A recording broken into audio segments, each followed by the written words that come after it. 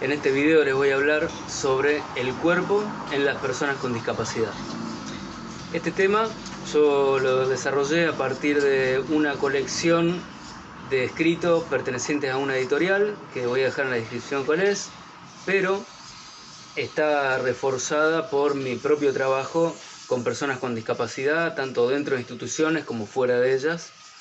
Y además, bueno, mi propia crianza tiene varios puntos en común, considero yo, con la crianza de las personas con discapacidad, en el sentido que tanto las personas que estuvieron a cargo de mi crianza como las personas que están a cargo del cuidado de las personas con discapacidad suelen tener una gran aversión al riesgo, y el riesgo se presenta generalmente fuera de la casa, por lo cual, al haber grandes posibilidades de riesgo fuera de la casa, se trata que la persona, tanto el hijo, en mi caso, como la persona con discapacidad, esté muy poco en contacto con lo que está fuera de la casa para evitar que se pongan en riesgo. Cuestión que se puede llegar a dar por ignorancia, que los riesgos en algún momento u otro van a aparecer y que la exposición a riesgos es parte también del desarrollo de la autonomía. Vamos a las personas con discapacidad en general y después vamos a ir a hacer un recorte de las personas con discapacidad institucionalizadas. Entonces, en general, por este tema de aversión al riesgo, en las personas con discapacidad ocurre que no tienen una gran vida por fuera de la casa, una vasta vida social, y esto genera, bueno, las consecuencias que se podrían desarrollar, que no lo voy a hacer en este video, sobre lo que es una escasa vida social. Y lo que sí voy a desarrollar es lo que es la necesidad de agradar, o el deseo de agradar a otros. O sea, vivir en un sistema social va a premiar y va a desaprobar determinadas características físicas, por ejemplo la vestimenta, el corte de cabello, etc. Por ejemplo, yo me pongo como ejemplo a mí mismo. Estoy haciendo un video académico con una prenda casual, cosa que a ustedes les puede dar pie para hacer una crítica. Es un ejemplo nada más. En la región donde yo vivo hace mucho calor y aparte yo este contenido lo hago en ratos libres, que son muy pocos. A veces lo tengo que hacer mientras estoy trabajando, en ratos libres que tengo en el trabajo. Pero bueno, lo di como ejemplo nada más.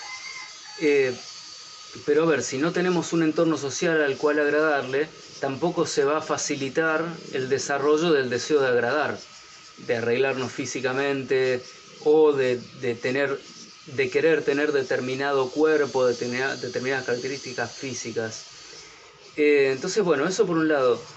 Lo que yo les comentaba de mi crianza es algo que a mí es algo que conocí cuando empecé a trabajar, y hasta el día de hoy que trabajo, me da una ventaja en cuanto a mi profesión, porque primero que puedo entender a las personas que se encuentran en determinada situación de desventaja en cuanto al conocimiento y a la apropiación de normas sociales implícitas. Entonces, ¿eso qué me permite? Y me permite, si veo que hay personas que están en desventaja, que necesitan aprender algunas cosas, me permite tener paciencia. Yo no sé y nunca voy a saber lo que es irritarme cuando estoy enseñándole algo a alguien. No sé lo que es sentirme superior, tampoco lo voy a saber, y ni siquiera me interesa aprenderlo. Entonces, eso me da una ventaja, porque hay incumplimientos que es seguro que en los cuales no voy a caer, que son justamente lo de descalificar a la persona que a lo mejor no sabe lo que uno aprendió, burlarse. Esas cosas son incumplimientos en los cuales, por mi crianza y mis características personales, están desterrados de mi manera de trabajar.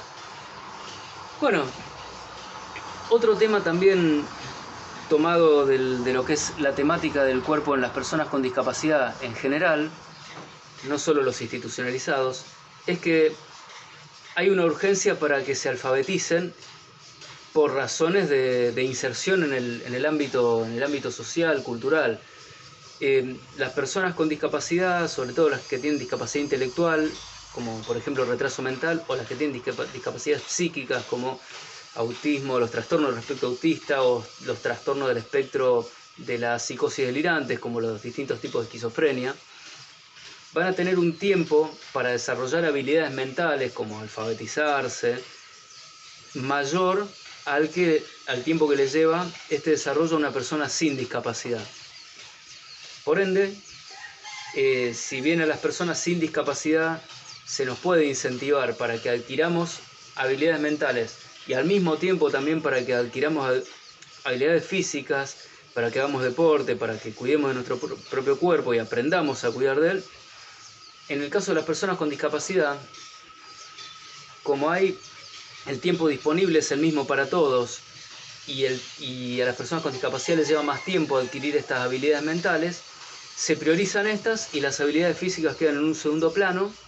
Entonces el tiempo disponible se aprovecha exclusivamente para habilidades mentales. Ahora ustedes me van a decir, yo conozco casos en los cuales no es así, y yo les voy a decir que es verdad. Yo también conozco casos bastantes en los cuales esto no es así, en los cuales las personas con discapacidad se cuidan de su cuerpo, practican deportes, practican habilidades físicas, motoras. Pero bueno, esto es lo que yo estudié y también es lo que vi. Vi mucha mayor cantidad de casos que son como lo que les contaba, que las habilidades físicas quedan en un segundo plano, que los otros que yo considero como excepciones. Entonces, bueno, ahora vamos a ir a la parte de las personas con discapacidad institucionalizadas. Vamos a empezar a hacer ese recorte. Entonces, a las personas con discapacidad en instituciones se les ofrecen actividades deportivas, pero acá las personas con discapacidad están a cargo de trabajadores pagados, gente que lo hace por un sueldo.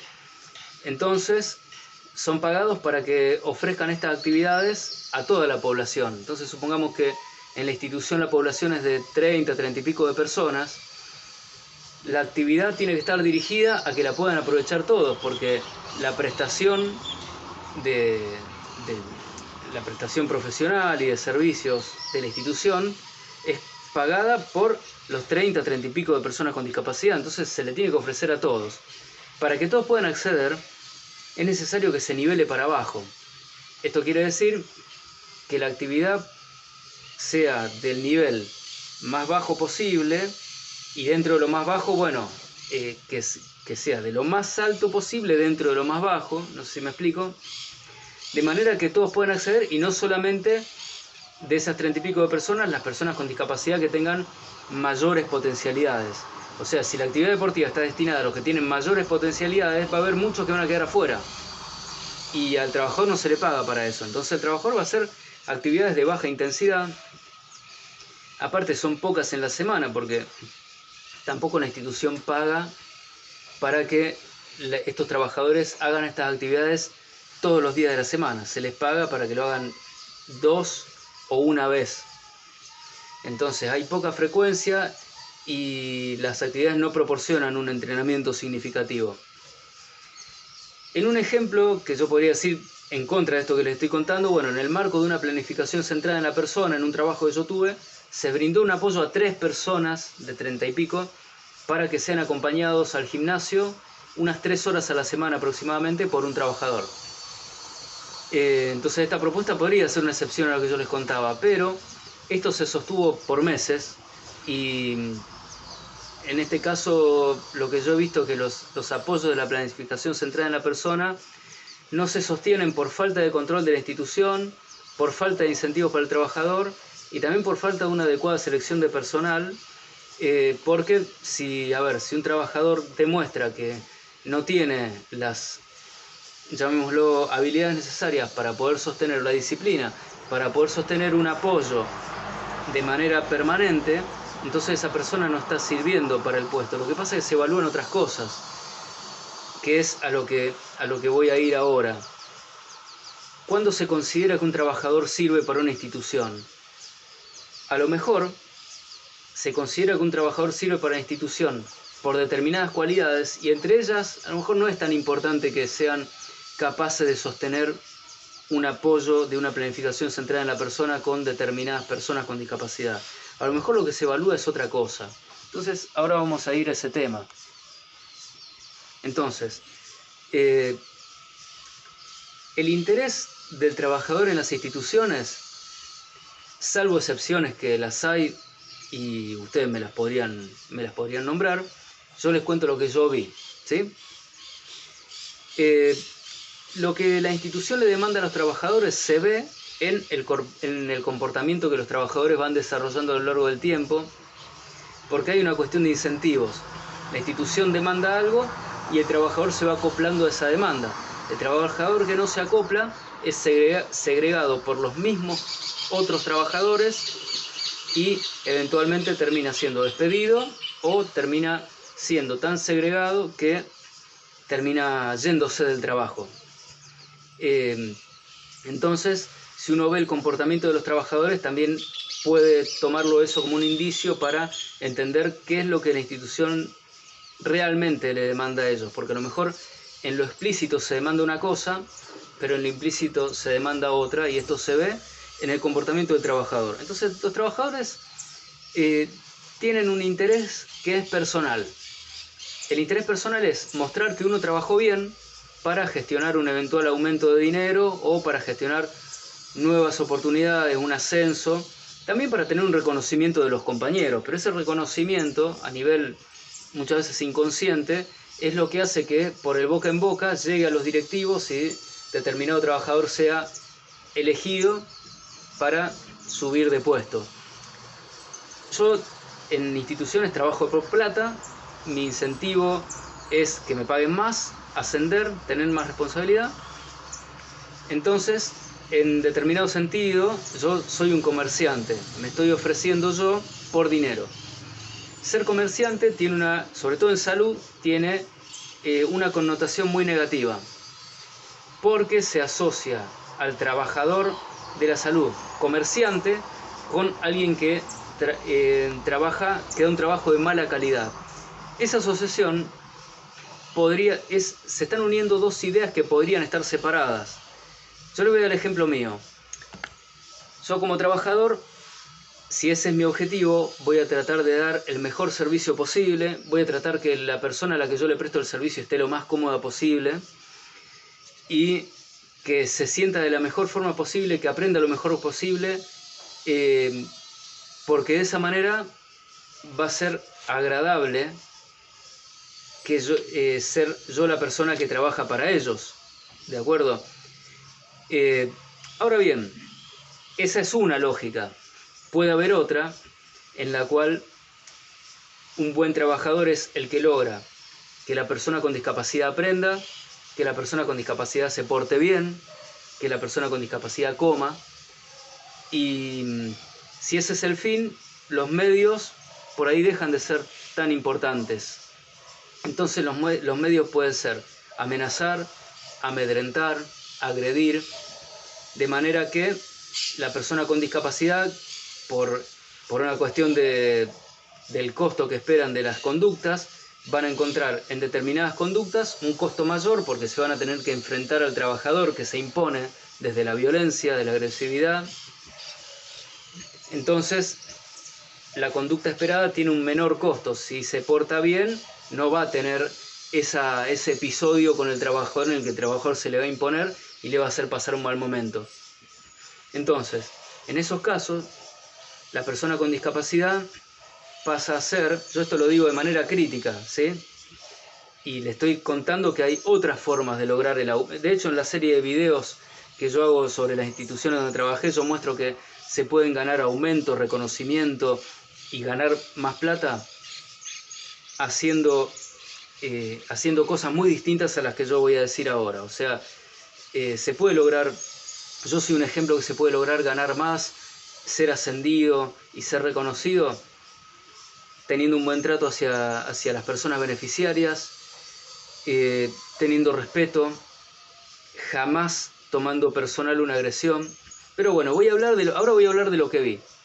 Entonces, la persona con discapacidad puede ser tomada como un trofeo que se muestra hacia los directivos de la institución, hacia los compañeros. ¿Y ese trofeo en qué consiste? En el buen comportamiento de la persona con discapacidad, en que la persona con discapacidad aprenda determinada cosa, que coma. Entonces en ese trofeo estoy mostrando que yo tengo autoridad. Y es más, a nivel social, a nivel de significaciones sociales, ustedes pueden notar, pero yo lo veo mucho, que está bien visto agredir, está bien visto maltratar, está bien visto mentir, la maldad está bien vista. No sé si conocerán la frase, qué malo que sos, vos sí que sos malo. Es a veces un elogio que te digan que sos malo o que tenés maldad. Entonces, va a estar bien visto imponerse desde la agresividad o, como ustedes lo verán seguramente, domar a alguien. Y el domado está mal visto. Entonces, en ese marco, el trabajador lo que va a hacer es mostrar como trofeo a una persona con discapacidad domada. Bueno, eso es lo que yo les puedo contar de lo que he visto. A la institución esto le es funcional, porque una conducta inadecuada puede llegar a significar accidentes y cosas por las cuales la institución después tiene que pagar por eso. Y aparte, personas con discapacidad domadas permiten que la institución haga recortes de personal, que ponga la menor cantidad de personal posible, o sea que la institución destine menos recursos, que tenga menos gasto de personal y que la ganancia de los dueños de la institución sea mayor. Entonces, personas con discapacidad institucionalizadas domadas implican la posibilidad de que haya menos trabajadores y que la institución gane más dinero. Vamos ahora a la parte de la persona con discapacidad institucionalizada. Porque estas significaciones sociales de agresividad, de maldad, de violencia, de mentira, también están en las personas con discapacidad, están en las personas sin discapacidad, están en los trabajadores. Ustedes la pueden ver en los medios, lo pueden ver en las redes, cómo es bien valorado socialmente la violencia. Desde chicos se nos entrena ideológicamente para que nos peleemos entre nosotros. Y cuando nos peleemos entre nosotros, algún beneficiado aparece. Eso lo dejo por ahí para que ustedes lo reflexionen. Y que vean por ahí ya con este filtro cualquier post de redes o cualquier programa de televisión que incentive a pelearnos entre nosotros. Entonces, las personas institucionalizadas con discapacidad y sin discapacidad también están obligadas a convivir con personas que tampoco eligieron vivir ahí. En muchos casos fueron llevados engañados y además, bueno, tienen estas significaciones sociales que los lleva a estar pendientes de cualquier falta de respeto para reaccionar. Yo esto lo he escuchado de mis pacientes ahora hace poquito sin discapacidad, que me dicen la frase: si no te haces valer, no sos nada. Esa frase cala profundamente en el yo de cualquiera de nosotros y nos lleva a estar permanentemente pendientes de situaciones que nos lleven a hacernos valer y hacerlo, porque ya si no lo hicimos no somos nada, independientemente de nuestras habilidades, que a lo mejor tengamos la habilidad de construir aplicaciones o de construir programas, softwares para ayudar a millones y millones de personas, habilidades por ejemplo en lo que es la construcción, habilidades como en el caso mío en ciencias sociales, en ciencias humanas. Todo ese tipo de habilidades constructivas quedan invisibilizadas si uno no se hace valer. Si no te haces valer, no sos nada, por más que vos sirvas para un montón de cosas. Yo he luchado contra eso en mis trabajos, lo cuento en los videos, y yo he logrado reconocimiento con mucho trabajo, sin caer en esto del enfrentamiento y del conflicto. Pero es una significación social.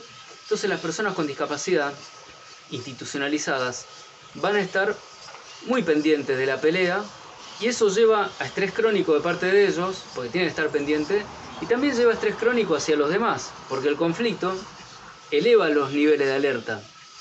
Y al convivir las 24 horas, 7 días a la semana, ese nivel de alerta es prolongado, se sostiene permanentemente. Entonces, el personal incentiva lo que es la justicia por mano propia. Es mal visto el que va a un superior a referir una situación injusta o de violencia. Es visto como un llorón, es visto como un buchón. Al menos en nuestra sociedad. A lo mejor hay otras sociedades en las cuales se ha logrado un nivel de vida, una calidad de vida que todos cuidan, y por eso ante el menor incumplimiento se refiere a la autoridad. La autoridad es muy poco o no es corrupta y actúa. Entonces se incentiva justamente el control social para mantener un determinado status quo en el cual nadie moleste a los demás y a nadie se le ocurra molestar a los demás. Pero ese tipo de sociedades no tienen nada que ver en este sentido con la nuestra. En la nuestra está permitido molestar a los demás y está bien visto impedir que a uno lo molesten por medio de la agresividad y de la violencia. Y si uno no se defendió por mano propia, es visto como un llorón, un domado, etc. Entonces, esa es nuestra no, porque yo me estaría incluyendo, ¿no? Es la idiosincrasia de la sociedad en la que vivo. Bueno, entonces, el personal interviene en situaciones en las cuales el personal se puede llegar a ver comprometido. Por ejemplo, si en mi turno una pelea y hay un lesionado, la institución después tiene que dar la cara, entonces me puede llamar la atención a mí. Entonces voy a intervenir por una cuestión de conveniencia personal. Pero en el día a día, el trabajador incentiva a la persona con discapacidad para que se defienda por medio de la agresión con comentarios, por ejemplo, no, con este nadie se mete. Mirá que si se mete en este, mirá cómo reacciona, es bravo este. Ese tipo de comentarios, que ustedes lo deben conocer, tampoco me quiero extender, pero hay muchísimos. Los dejo a ustedes para que los comenten, porque seguramente pertenecen a la misma sociedad a la que pertenezco yo. Ese tipo de comentarios se meten en nuestra cabeza e incentivan la pelea, hacerse valer, y por ende incentivan el estrés crónico. Lo mismo con la inversa, la descalificación. Si alguien es víctima de violencia y eso no genera, a lo mejor hay violencia que no deja marcas en el cuerpo. Entonces hay tipos de violencia que no comprometen a la institución ni al trabajador. Ese tipo de violencia, de la cual el resultado no es visible, puede llevar a que el trabajador diga, pobre, mirá lo que le hacen, o este es un domado, etc. Que lo puede hacer en un contexto de chiste, pero que también descalifica, o sea, forma un prototipo de individuo dentro de la persona con discapacidad institucionalizada ideal. Y le están mostrando a las personas con discapacidad, para ser aceptado vos tenés que cumplir con este ideal. Y ese ideal lleva al estrés crónico. Y si no, véanlo también en su vida personal, a ver si eso no se cumple. Bueno, y otro tema es el de la alimentación, porque la alimentación también afecta al cuerpo de la persona con discapacidad institucionalizada. En cuanto a la alimentación, no hay capacitaciones donde se les proporcione información a las personas con discapacidad sobre qué les conviene consumir y darle la libertad de consumir lo que quieran, pero sabiendo a qué es lo que se están exponiendo, sino que por el contrario se los obliga a comer lo que hay. Porque si la persona no come, la institución tiene problemas, la persona con discapacidad tiene que estar en su peso. Eso es lo que ven los entes que controlan a las instituciones. Entonces, con que las personas con discapacidad estén en su peso, suficiente. Se les hace laboratorios, los laboratorios muchas veces dan mal, pero lo importante es que estén en su peso. A la familia también suele ser eso lo que les importa. Entonces se los obliga a comer lo que hay. Y la persona con discapacidad en su peso también es un trofeo para el trabajador respecto de la institución. El trabajador le muestra a la institución cómo están las personas con discapacidad en su peso, cómo obedecen, y la institución felicita. La institución muestra esto a los supervisores y los supervisores felicitan a la institución. Esa es la cadena. Entonces, eso se va a tratar de imponer desde el trabajador hacia la persona con discapacidad, también por medio de la agresividad, como dije antes. Y, a ver, las personas con discapacidad también están expuestas al ejemplo que predicamos los trabajadores. Se predica con el ejemplo. Y los trabajadores estamos en una sociedad, la nuestra, en la cual hay una gran permisividad a nivel de la alimentación. Ustedes deben conocer el concepto de darse un gusto, que viene de campañas publicitarias de corporaciones que fabrican determinados alimentos. Los alimentos industrializados, con azúcar, con harinas refinadas. Entonces, los encargados de las personas con discapacidad institucionalizada, en su gran mayoría, no tienen disciplina alimentaria, como las personas de nuestra sociedad en general. O sea, nosotros no vivimos en una sociedad en la que solo se come harina una vez a la semana, o alimentos hechos con harina refinada. No vivimos en una sociedad donde esté prohibido el consumo de azúcar o donde esté mal visto el consumo de azúcar, sino todo por el contrario. Está mal visto el no consumo de harinas refinadas, el no consumo de alimentos con azúcar, el no consumo de alimentos industrializados y procesados. Está mal visto en nuestra sociedad. Entonces, una persona sin discapacidad que haga desarreglos alimenticios puede compensarlo con actividad física, lo cual también es desaconsejable. Yo, por ejemplo, no consumo ese tipo de alimentos y además hago actividad física. Pero a lo mejor yo soy visto como alguien extraño cuando yo no me veo así, e incluso veo como extrañas a otras personas. Pero la persona con discapacidad no tiene esa opción. La persona con discapacidad, si come este tipo de alimentos, después no lo puede compensar con actividad física. Entonces eso debilita el cuerpo. Eso hace al cuerpo vulnerable. Y sumémosle la medicación. En muchos casos medicación que se vende bajo receta archivada, que es la medicación de mayor peligrosidad. En uno de mis trabajos yo he dado clase de esto, de auxiliar de farmacia, y conozco del tema de los compuestos de la medicación psiquiátrica, de la medicación no psiquiátrica, o sea que si a usted le interesa puedo hacer material sobre eso. Entonces la medicación también está hecha para evitar malos comportamientos, para facilitar a lo mejor que haya la menor cantidad posible de personal, de manera que la institución ahorre en ese tipo de recursos. Y la medicación también debilita el cuerpo. Una persona medicada es una persona débil en situación de confrontación. Por eso mi opinión, como para cerrar a modo de conclusión, es que si un trabajador se enfrenta con una persona con discapacidad, se está enfrentando a alguien medicado, a alguien que está en desventaja. Yo desapruebo, no le voy a decir profundamente porque nadie de ustedes se imagina lo que pasa en mi corazón cuando presencio algo así. Entonces nadie se va a dar una idea de cuán profundamente lo desapruebo. Yo solo voy a decir que lo desapruebo. Desapruebo que un trabajador se enfrente a una persona con discapacidad institucionalizada por la gran situación de ventaja que tiene el trabajador frente a la persona con discapacidad. Cuando una persona con discapacidad, por determinado motivo, ataca a un trabajador, si el trabajador responde tomándolo de manera personal, con una amenaza, o cuando la persona con discapacidad amenaza al trabajador y el trabajador responde con una amenaza, a mí me parece sumamente bajo de parte del trabajador.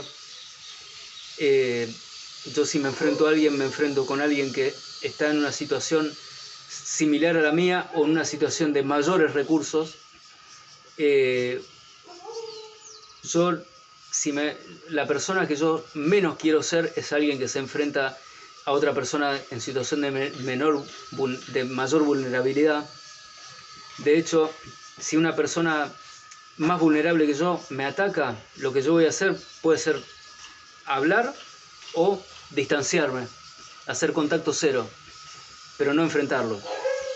Esto lo he visto mucho en trabajadores, lo he señalado y yo he sido rechazado por marcar estas cosas. Pero bueno, si alguna institución o algún empleador me obliga de alguna manera a actuar de esa forma, a enfrentarme con alguien en una situación de mayor vulnerabilidad que la mía, yo no lo voy a hacer. Preferiría que me despidan o directamente que no me contraten.